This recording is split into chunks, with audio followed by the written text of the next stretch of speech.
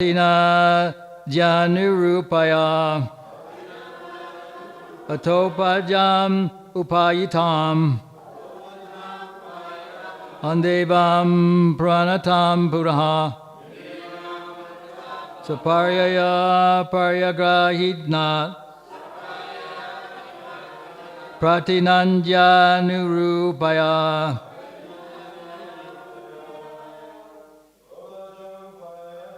Atopayam upayatam Nideyam pranatam puraha Suparyaya parigraha Pratinanjanurupaya Athojaram upatyatam Nidesham pranatam puraha Suparyaya parayagrat Pratinadyanurupaya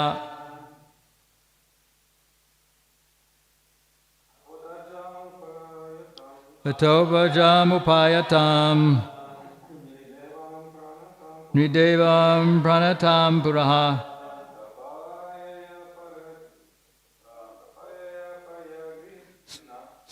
Suparyaya paryagridyat Pratanayandu anurupaya. Ladies. Atojatam upayatam Nideyam pranatam puraha Suparyaya paryagyat Pratinanjanurupaya Atotajam upayatam Nidevam pranatam puraha Suparyaya paryagrina Pratinandanurupaya. Word for word. Ata, then. Utajam, the hermitage. Upayatam, approached. Nidredvam, the monarch. Pranatam, bowed down. Puraha, in front. Saparyaya, with honor. Pragrinat, Paryagrinat, received him.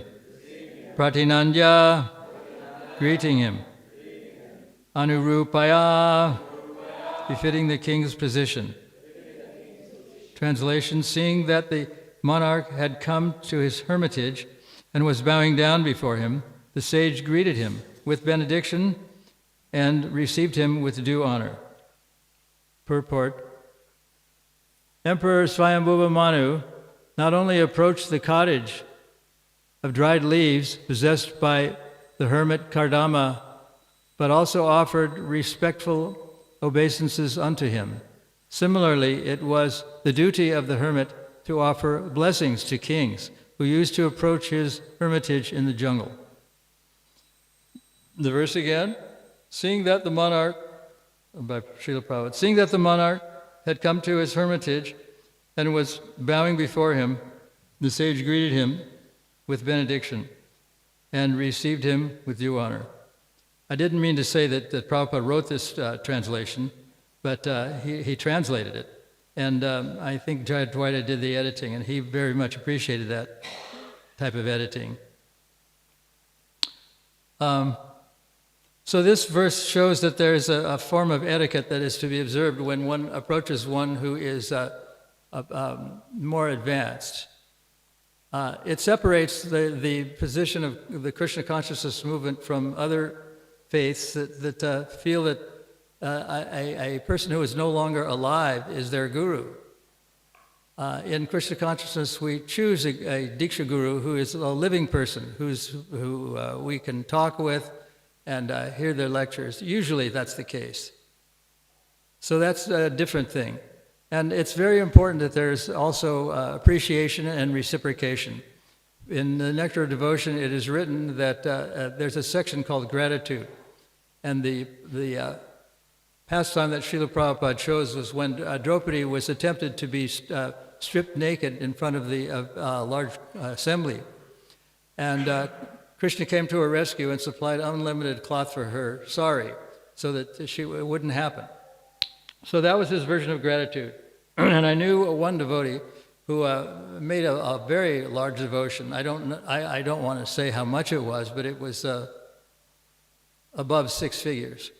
And anyway, that devotee was not thanked for it directly, but stood in line in position, and when all the donations were mentioned, that person's name was mentioned. So the person told me recently that that person would never, ever give another donation to that particular project because there was no gratitude, no appreciation, no thank you. So appreciation and gratitude is very important. There was a man, I don't think he's still alive, I think he's departed, named Podar, and he was living in either Detroit or Ann Arbor, somewhere in that area, Michigan. And his theory, and he became reasonably, not wealthy, but comfortable. I mean, almost wealthy. I don't know what his income was, but judging from his house and his clothing, he was definitely above poverty, way above poverty. Anyway, he had a formula that if you should always reciprocate 40% of somebody. In other words, if somebody gives you $100, you have to be willing to spend up to $40 to thank that person for their donation.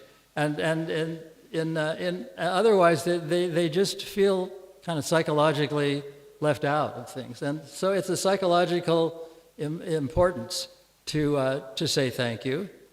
And I think it exists in everybody. It existed in Prabhupada. It exists in myself. I know if I give a class and nobody says they liked it, I feel very depressed. And if even one person says, "Oh, that was very nice. I enjoyed it," that makes me feel good. So anyway, this man told us about an incident that this Mr. Podar, that he made his living by giving discount subscription rates to Time magazine. And because the bottom line of Time magazine was suffering from this reduced rate of subscription, he was terminated. He was given something like 30 days. So he went to the CEO or the person in charge of employees to tell him what his formula was. That okay, maybe you're suffering a bit of income, but this is a way to show your gratitude and to get a lot of subscribers. I mean he was subscribing to most of his subscribers were college students, and they didn't want to pay the full amount to subscribe to this magazine.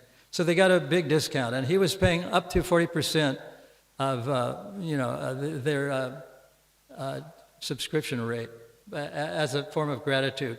And so when he told the CEO his formula, he appreciated it. He said, "Well, actually, that's not a bad thing." And so they ended up not firing him. They ended up keeping him on staff, and I think he continued that process until the day he died. I'm not sure, but.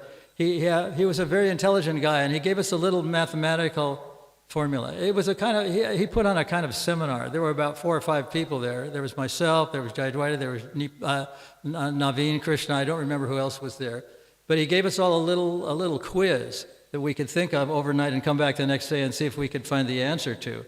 And it was kind of a mathematical problem, and no one could give the correct answer except for Jayadwaita. Jayadwaita gave the right answer. So I had a little experience of the necessity to reciprocate when this was in 1969.